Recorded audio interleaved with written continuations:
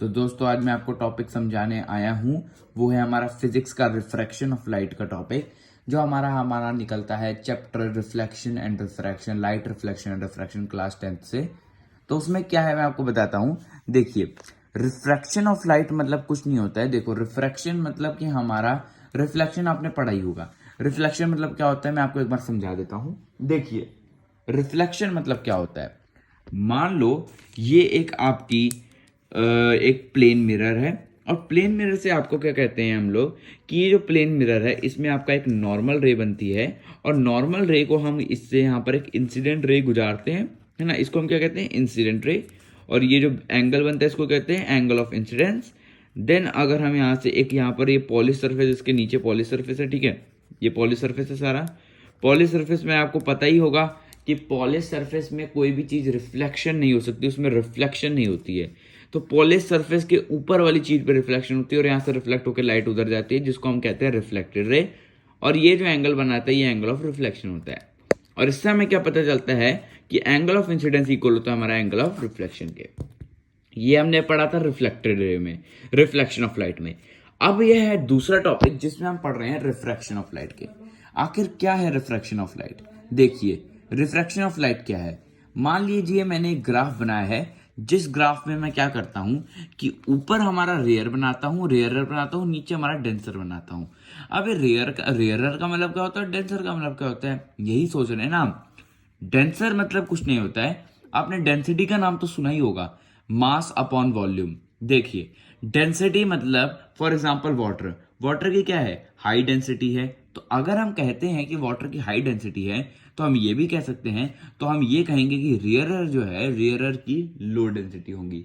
For example हम air ले लेते हैं, क्योंकि रेयरर जो होता है ना वो ज्यादातर एयर में होता है, और डेंसर जो होता है ना ज्यादातर वाटर में रिफ्लेक्शन होती है, क्योंकि वाटर की हमारी डेंसिटी ज्यादा होती है एज कंपेयर टू एयर। अब देखिए, मान लीजिए यहां पर एक सन है, सन ने यहां पर रेस छोड़ी, ये सन की रेज आ रही है, और जाते आपने पढ़ा होगा रिफ्लेक्शन ऑफ लाइट में कि ये रिफ्लेक्ट कर जाती है उधर को।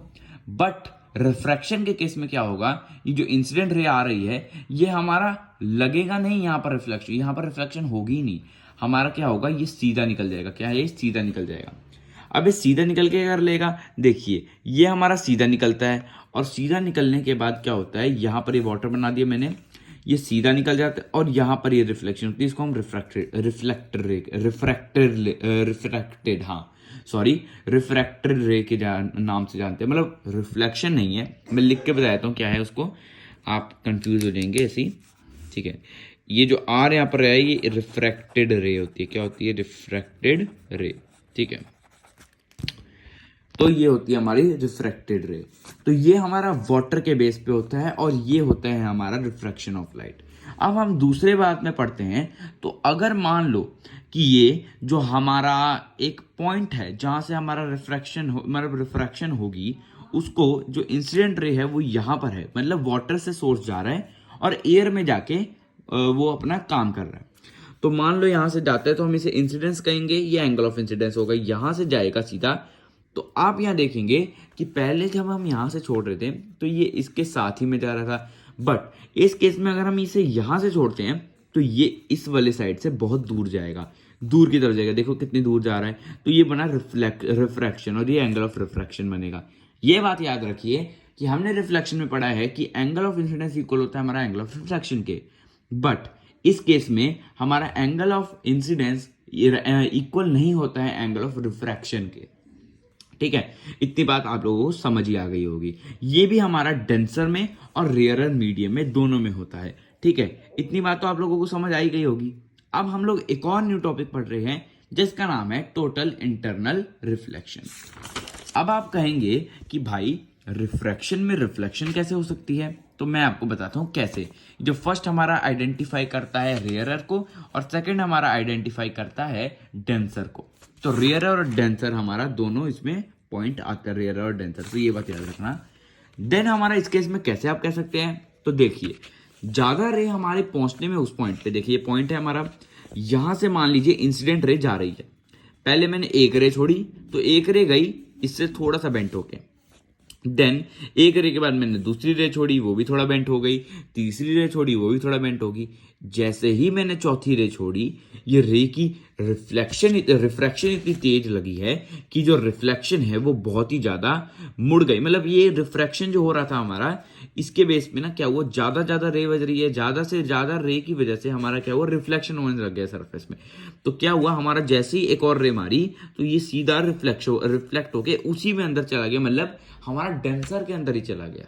तो ये होता है टोटल रिफ्लेक्शन हमारा, किसमें, ये होता है हमारा टोटल इंटरनल रिफ्लेक्शन, मतलब इंटरनली हमारा रिफ्लेक्शन यहाँ पर केस में गिना गया। ये जो रिफ्लेक्शन हुआ है वो हमारा इंटरनली उसी केस में हुआ है। तो उम्मीद करता हूं आप सभी लोगों को ये सब समझ आ गया होगा कि रिफ्रैक्शन ऑफ लाइट बेसिकली क्या मतलब होता है। इसके ब्रीफ में भी हमने ज्यादा कुछ पढ़ा नहीं है, हमने सिर्फ मोटा मोटा जैसे ऊपर का पढ़ लिया हमने कि रिफ्रैक्शन मतलब क्या होता है और इसके बेस पे क्या क्या चीजें होती हैं कि रिफ्रैक्शन का मतलब, और रिफ्रैक्शन में कौन सी चीज, मतलब बेसिक हमने क्लियर कर लिया रिफ्रैक्शन के बारे में। मैं एक और वीडियो बनाऊंगा जिसमें मैं रिफ्रैक्शन को ब्रीफली आपको समझाऊंगा और आप उस वीडियो को जरूर देखिएगा। तब तक के लिए बाय, और मेरे चैनल को सब्सक्राइब और लाइक जरूर कर लीजिएगा और इस वीडियो को शेयर भी जरूर कीजिएगा। धन्यवाद।